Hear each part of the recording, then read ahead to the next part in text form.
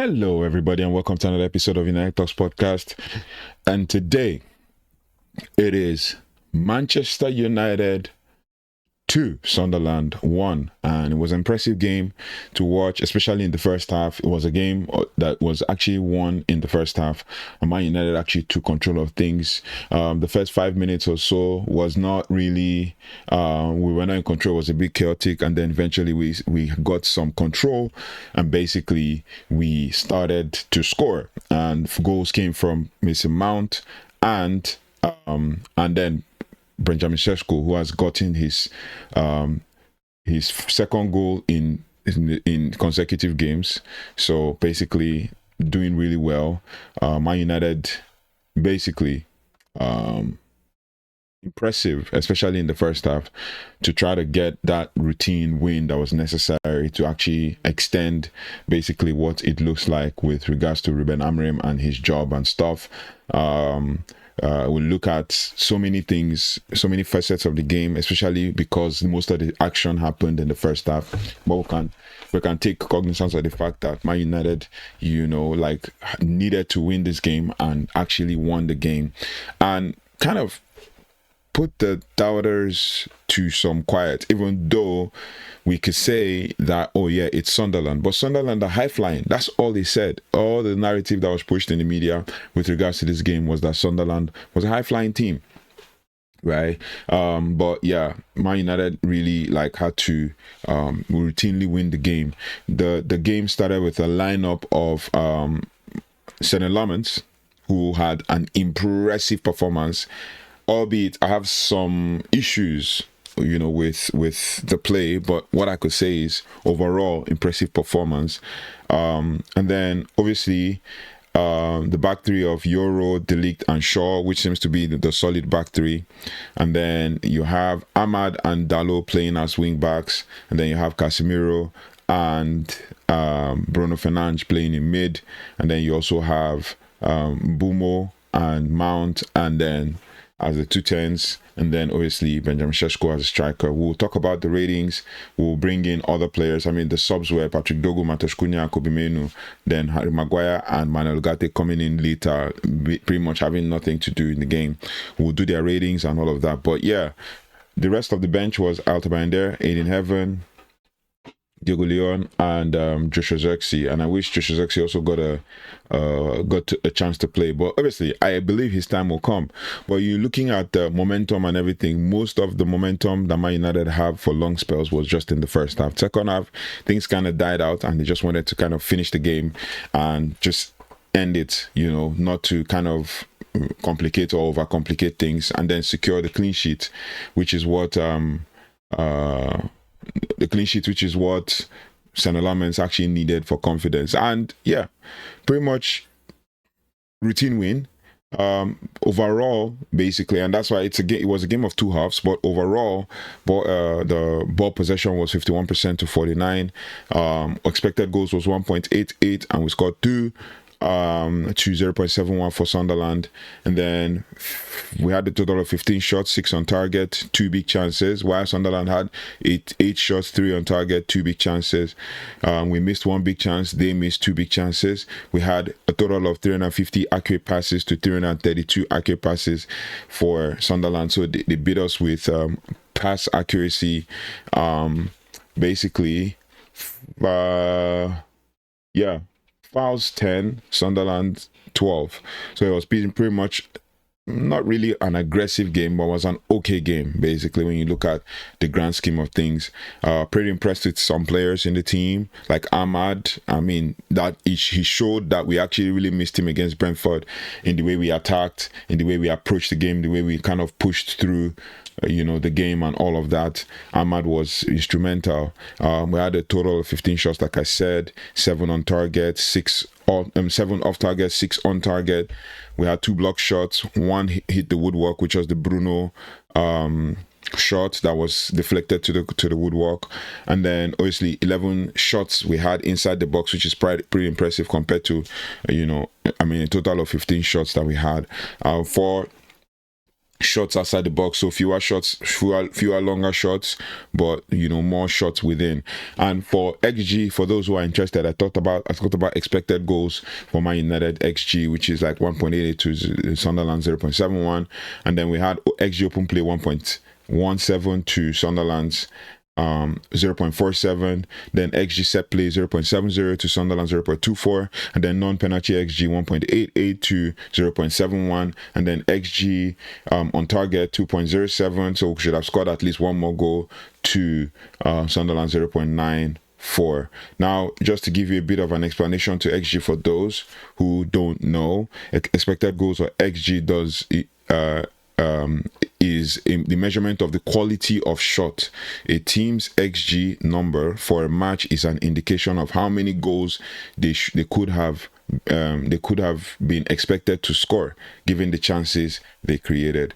So yeah, we should have scored more considering the big chances we created. 2, we should have scored at least 3.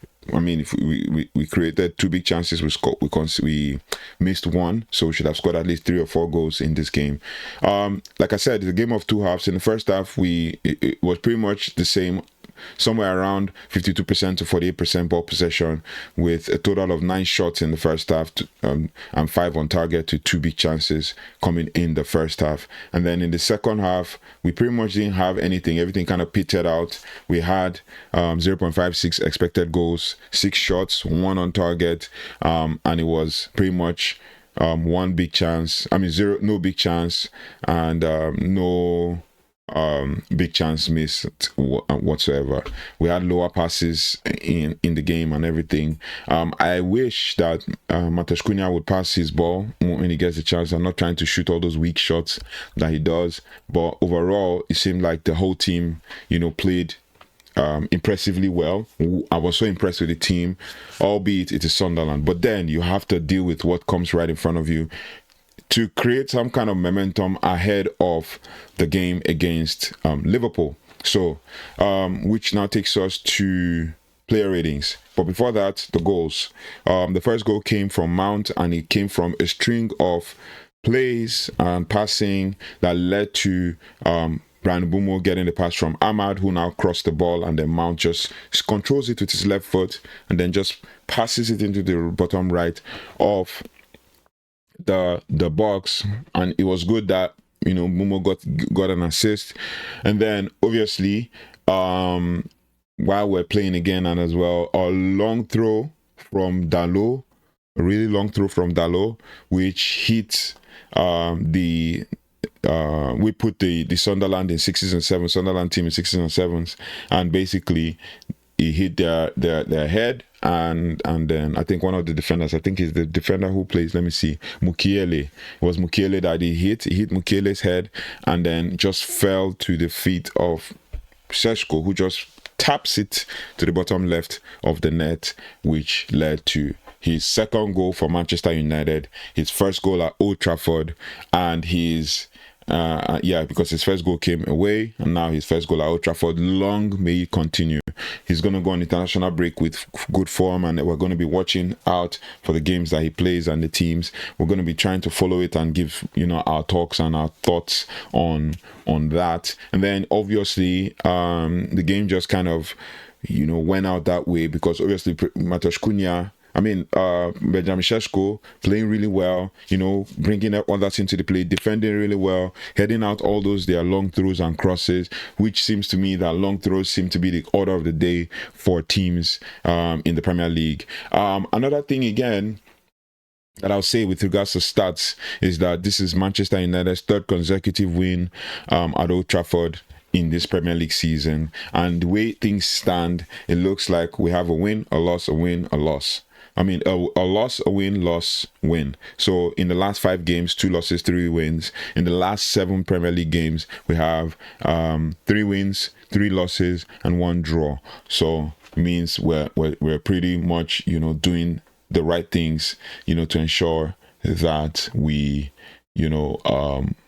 win games in the Premier League. Just having a look at what is going on in the Spanish league. I think, just give me one quick second because yeah, just one quick second. So basically, that was before we get there. Just give me a second. Okay, so basically that was like I said, a routine win for Manchester United, and we're going to go into the player ratings. So Girona got their first win against Valencia in a 2-1 win, despite having a red card.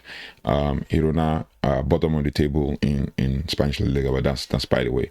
Now, speaking of Manchester United, we're gonna go with player ratings.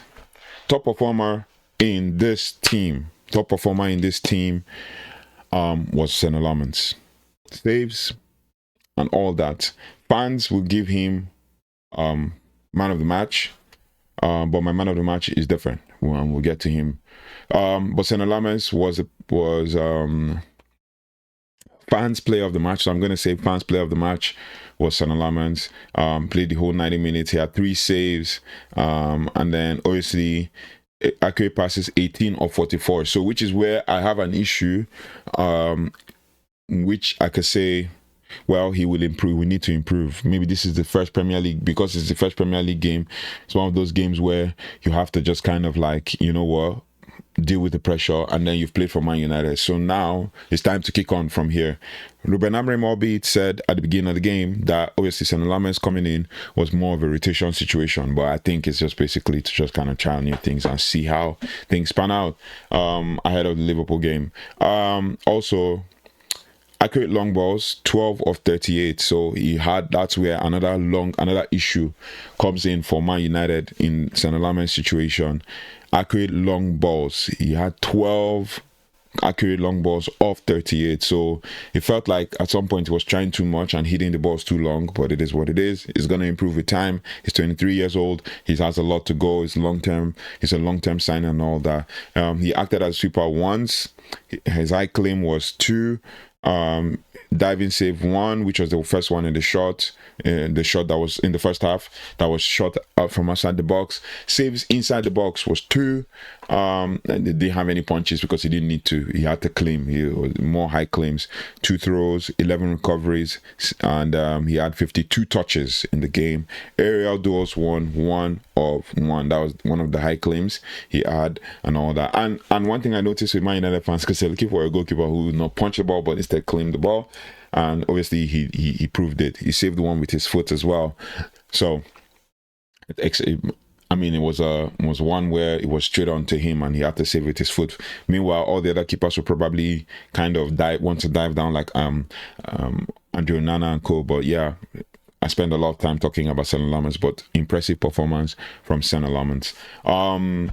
Lenny Euro, so Senne Lammens, I'm going to give him an 8.5 rating for a good performance like that.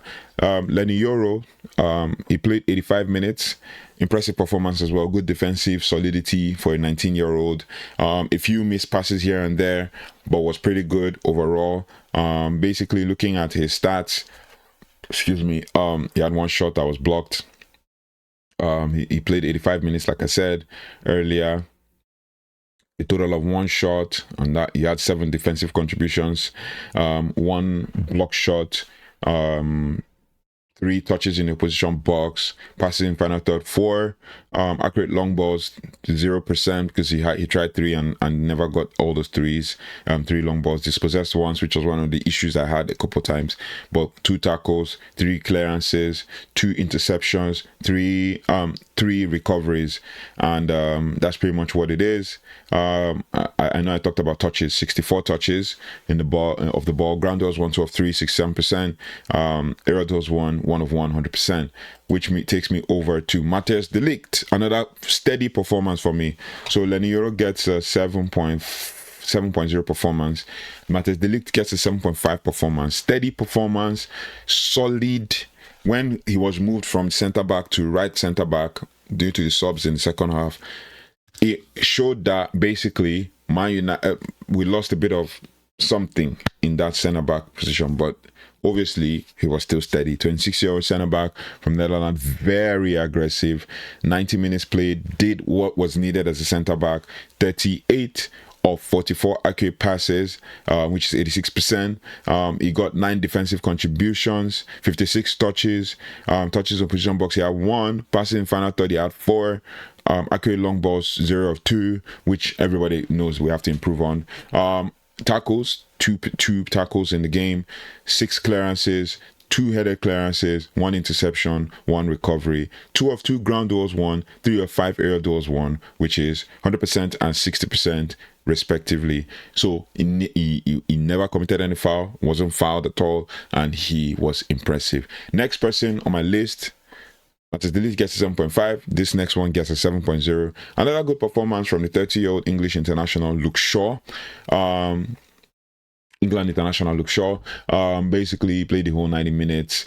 35 of 41 passes, which is 85% overall, 52 touches. So all the back three had an average of 50 or so touches, or 50 or more touches. And then obviously the next one, defensive contributions, was 5, 2 tackles. The whole back three had 2 tackles each. Clearances 2, 1 headed clearance, which we saw in the second half, 1 interception, 4 recoveries, and then was dribble pass once. But obviously ground duels 1, 2 of 6, 33%. We need improvement there. Aerial duels 1, well, 0%. So basically didn't go one-on-one with anyone. It went two times, but never won any of them. Fouls committed was 2, and then he gets a 7.0 from me. Impressive performance. He wasn't at some point out of positions to some extent, but then eventually recovered quickly. So that's why he has 4 recoveries. The next one is another impressive performance. Reason why we know he's a weapon for Manchester United, playing at right wing back and creating chaos, and that is Amad Diallo, 23-year-old Ivory Coast international. He completed the most dribbles, 3 in the match. That's why I said chaos. He was the most foul player in the match. He was fouled 3 times. He played the whole 90 minutes. Total shots was 2. One impressive shot that he made that the keeper saved, that was it. And then 1 was shot wide. Clearances 3, right? Defensive contribution was amazing. He had 38 of 38 accurate passes. 100% of all his passes were accurate. Those in between intricate passes with Bryan Mbeumo and stuff. 10 defensive contributions. Shots on target, 1 of 2. Like I said, 50%. Big chances missed, 1. Touches, 62. 5 touches in the opposition box. And he had 3 of 6 successful dribbles, 50%, the most in the match. And then 2 passes in the final third.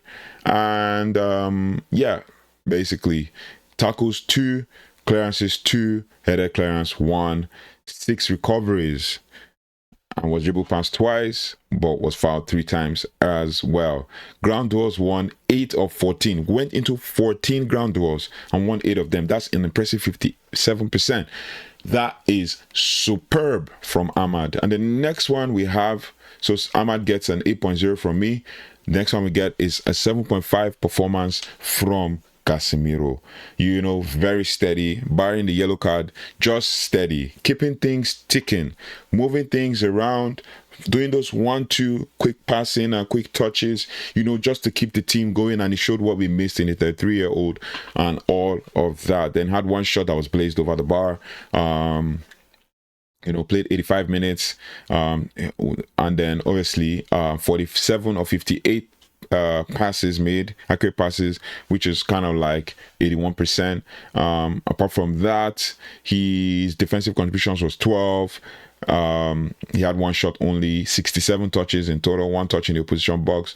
Passes into final third, he has 6, 2 tackles, 1 block, 2 clearances, 1 headed clearance, 7 recoveries. Was dribble pass once, obviously. Ground duels 1, 3 of 5, 60%. Aerial duels 1, 2 of 200%. So was involved in the game and played really well. This is one of Casemiro's best games, 7.5 rating from me. And the next one we're gonna go is an 8.0 rating. And most people were expecting him to have a stinker, but also people were believing that he should deliver. And he played really well, kept things sticking as well in the midfield, especially for the most part when he played in the deep line playmaker role. Bruno Fernandes. Bruno Fernandes played the whole 90 minutes, 3 shots in total, 3 clearances, 40 of 51 accurate passes. So I'll give him a 7.5, not an 8.0, 7.5. Basically, just thinking about some of the things that happened in the game, and I'm pretty impressed with him and Casemiro just being the steady this thing. The moment we got that goal, everything kind of settled out, and he had that shot that hit the woodwork. Well, not hit the woodwork, but it was basically saved to the woodwork. In the entire game, he had 3 shots. One was wide, one was deflected to the woodwork, and the other one was blocked. He had 3 clearance, he created 3 chances, which adds to his 14 chances already created in Premier League to take him to 17. Basically, he had 11 defensive contributions, shots on target 1 of 3, block shots 1, 66 touches in the game, touches in the position box 1, passing final third 7, accurate passes or accurate crosses rather 50%, 1 of 2, accurate long balls 50%, 2 of 4. And that's pretty much it. Clearances 3, header clearance 2, so was involved in defensive contributions as well. Interceptions 2, recoveries 6, dribbles pass 4, yeah, obviously. And then obviously ground duels 1, 2 of 6, 33%, and it was never involved in any aerial duels and was fouled twice in the game. The next one we have on our list is Diogo Dalot. Another average performance from Diogo, except for that throw. The rest were just pretty much average performance. Was subbed off in the 65th minute. Basically, total shots 1. What else? 18 of 22 accurate passes, which is 82%.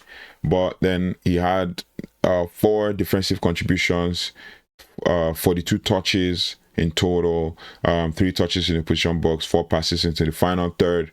Apart from that, his duels were 50%, 1 of 2, like I said, and 2 recoveries. Another average game for Diogo Dalot, so he gets a 6.5 from me. Could have done better, but then yeah, it just kind of hit on that, the fact that obviously the rest of the team played really well. The next person on our list is Bryan Mbeumo. Another impressive performance in the game. Another impressive performance for Bryan Mbeumo. He gets a 7.5 from me. Got an assist, was involved in everything that was positive in the game. Played 77 minutes. 2 shots. 2 of those shots, one was saved by the keeper and the other was wide. That was the one that was he was off balance when he just hit that ball. So yeah, basically 3 defensive contributions, 50% shot on target, which is 1 of 2, 46 touches, 5 opposition touches in the opposition box, passes in the final third was 4. Basically, he had no successful dribbles. Accurate crosses was 3 of 3, 100%, which is what we need him to do to create chances for the team. And then accurate long balls, 1 of 2, 50%. If you look at chances created, he had 1. Basically was dispossessed once. He played 1 corner, and the rest were just okay. Ground duels 33%, 2 of 6. The recoveries 3, and then was fouled twice in the game. So Bryan Mbeumo, basically 7.5 performance, impressive as well. Another steady one where he had to make sure he created chances for Manchester United. The next one on our list is Mason Mount. 8.0 performance from me. Got the first goal to set us going, to keep us going and all of that. Overall, had 37 touches, was pressing really hard. That's one thing I loved about it. Was pressing really hard. Successful dribbles was 1 of 3. Was involved in touches in the opposition box was 4. Pretty much impressive performance from Mason Mount. Total shots 1 and dash 1 was on target. Apart from that, other defensive situations were 1 interception, 3 recoveries, and then obviously with his duels, he had 1 of 5 duels, ground duels, and then no error duels contested and all of that. So 8.0 performance, good, steady. You could see that with what he did, we actually missed that kind of player in Manchester United, especially the last game against Brentford. So it's good to have him back and starting games and involved him in the games. And then to my man of the match, for me, my man of the match, I know fans will say Senne Lammens, but my man of the match is Benjamin Sesko. He gets an 8.0 from me. He's got his second goal in 2 games, basically 1 away, 1 home. Played the full 90 minutes, had 1 goal, total shots 1, and that one was on target, the tap in. Clearances, he had 2. And why I gave him man of the match is because he was involved in all of those long throws and all that. When we're defending, he was involved in a few clearances. 2 of them he cleared. 14 of 22 accurate passes, 64%. Those bringing people into play and switching the play to Ahmad, to different, switching it to Mbeumo, to the other side with Dalot, and to Bruno, and to even to Mount and stuff. He was involved in everything. He got 9 defensive contributions, shots on target, obviously 1 of 1, which is 100%. And then he also got had 39 touches, so wasn't bad. Was involved in the game. He didn't have a game where he had less touches. Touches in the position box, he had 4 successful dribbles, 1 of 4, which obviously 25% can be improved on. Passing final third 3, accurate long balls 1 of 100%, and he was dispossessed once, obviously. Non-penalty XG 0.32, so which means he didn't have to use a penalty to score. Tackles 3, clearances 2, header clearances 2, interceptions 1, 3 recoveries. Ground duels 1, 5 of 12, which is 42%. Aerial duels 1, 4 of 13, can improve more. He was involved. If you look at the aerial duels, it was like he was not even when the ball was played in by Senne Lammens, he was not even like heavily contesting for it, but he was jumping because he missed some of the jumps. So 4 of 13 can improve on 31% and all of that. But yeah, I give him 8.0, impressive performance. Benjamin Sesko had the least touches, obviously 39 of any outfield player to play 90 minutes. And then Benjamin Sesko didn't win most of his duels, but he was really impressive, involved in everything, and can improve. And long may continues to score, and then we improve from there on out. The next one we have on our list is Patrick Dogu. Came in at the 64th minute, 6.5. Nothing particularly impressive, to talk about. He had only played in 26 minutes and basically had only 17 touches in the game. Next one is Mateusz Cunha. I think was trying too hard. I think the pressure is getting to Mateusz Cunha and he's trying too hard to try to score. But Mateusz Cunha gets a 6.5 performance from me. 25 minutes played, 3 touches, 1 on target, 2 off target, and the rest, I think he had 3 shots rather, 18 touches in total. Was trying to force things, obviously. One thing that I noticed in the game, which I failed to talk about when I was in the full review, was basically the fact that Sunderland switched their formation from 4-4-2 to 5-3-2, where they started with a 4-2-3-1 with Sadiki and Xhaka in the midfield, and they switched to a 5-3-2 when they took out Adingra, and then they moved Enzo Lefebvre to the left side, and then they played Traore on the right side of the midfield, and then brought in a defender to kind of like shore the defense off and all of that. And then obviously Kobbie Mainoo comes in the 77th minute. Nothing really to say. He gets a 6.0 from me. Played only 13 minutes. Accurate passes for 400%. Touches 7. So not really. Like I watched it was okay, but can do more. I think when he came in, I think there was that chaos in the middle where we lost the ball, and then there was this kind of like a charge back, and I could see Menu pacing back, and I'm impressed by the fact that he's pacing. The other two players, Manuel Ugarte and Harry Maguire, nothing to report, came in the 5th minute and they defended for the last 10 minutes, so it was pretty good for Harry Maguire and Manuel Ugarte. Hopefully other players get the chance to play in the team, especially for Joshua Zirkzee to get a playing time, and also for Aiden Heaven, to get a chance to play, and also Diego Leon as well. So pretty much overall team performance 7.5 from the entire team.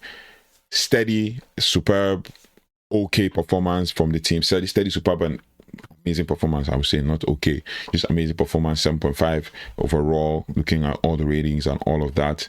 And then the next thing is the manager needed that win, so I'll give him a 7.5 as well. Pretty impressive as well. So yeah, let me know your thoughts and feelings in the comment section, everything that has to do with the whole game and all that. But I'm pretty happy that Manchester United finished off this game, finished off the game. Coming into the game, we had scored 8 goals in the last 5 Premier League matches, and then we hadn't kept a clean sheet in 11 matches. And then Man United also have won the previous 2 matches against Sunderland, so this will make it 3 consecutively. Also, like I said, first clean sheet, so this gives us a springboard. Meanwhile, Sunderland coming into the game had 5 goals in the last 5 matches. Granit Xhaka had created the most big chances for Sunderland, which was 3, and then Wilson Isidore had the most shots on target per match for Sunderland, which was 1.4 per 90. So yeah, pretty impressive performance, and I was happy. So for Man United, it's a win against Burnley, a loss to Man City, a win against Chelsea, a loss to Brentford, and then a win against Sunderland. And hopefully we shall take this momentum into Liverpool's game. We're going to go and watch Liverpool and see how they come up against Chelsea, but we shall see, and then we'll let you know as things go. But let me know your thoughts and feelings in the comment section.